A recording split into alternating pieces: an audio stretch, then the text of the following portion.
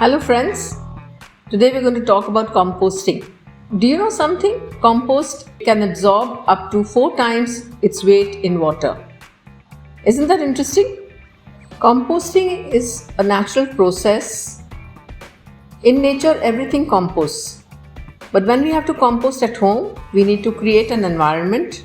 Whatever grows in nature, whatever is organic and alive, has to die or rot, including all the plants, all the animals. But when we are composting at home, we need to create an environment which is friendly to composting, using all the bacteria and all the other organisms. The result of the composting that we do you know what it looks like? It looks like a rich soil. This is the compost that we have made at home, and it looks like a soil. When you smell it, it smells like earth, and when you touch it, it feels like soil, beautiful soil.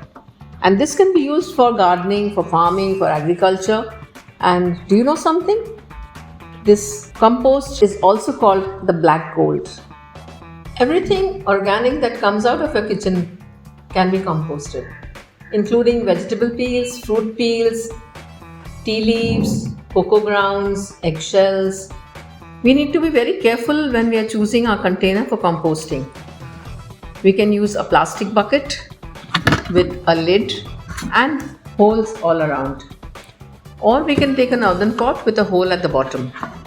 The earthen pot will absorb all the water, while with the holes, the water will come out, extra water will come out of the holes from the plastic bucket.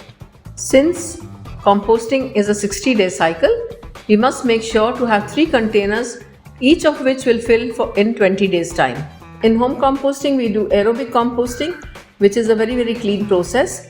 We need carbon, we get from the leaves, nitrogen, which we get from the fresh peels and fresh leaves and fresh flowers, and oxygen, which is around us.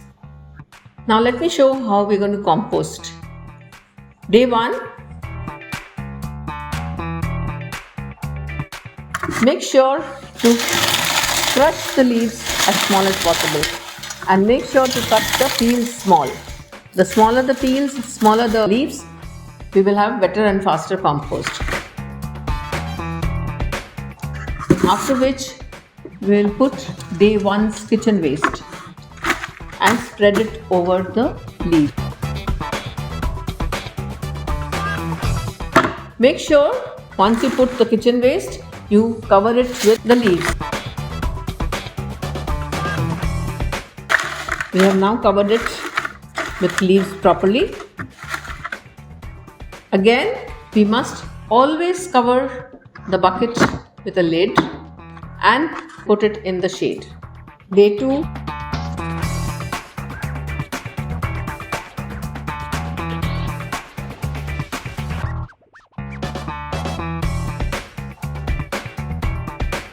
continue the process in the same manner until the bucket gets full.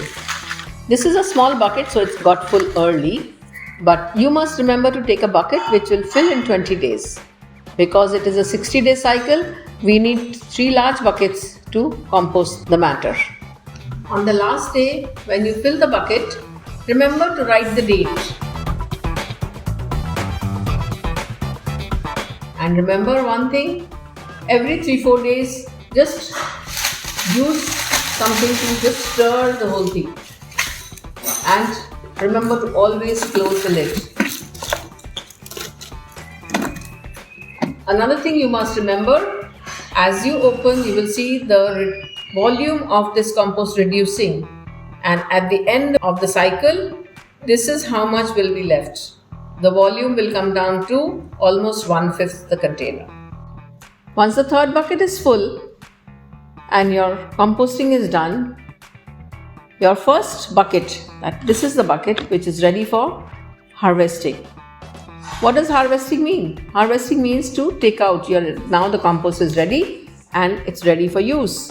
So you take it out of the bucket and buy a strainer from a hardware shop. This is a construction strainer, and strain the matter of the bucket from the strainer, and you will find material like soil, which has become soil now. And ready to be used as compost in your garden, in your plants, in your terrace, wherever you want to grow good, beautiful flowers and fruits. There will be some leftover material which you can use as carbon material for your next cycle of composting. Sometimes you will find that when you open the lid of the bucket, that there is a very offensive smell. Don't get afraid. And sometimes you also may see some white worms on the lid. Don't worry, just add some carbon and the problem is sorted. At other times you may find that your compost bin is very dry. Just sprinkle a little water and the composting will start happening. This compost needs a good amount of moisture in it. I will once again repeat all the things that you can compost. You can compost all your kitchen waste like fruit peels, vegetable peels, tea leaves, rotten food, coffee grounds. You can also compost your puja flowers. You do not need to throw away in the water or in the rivers. What you cannot compost is all inorganic matter like plastic, metal, glass. These are not what you can compost. Thank you for watching and happy composting.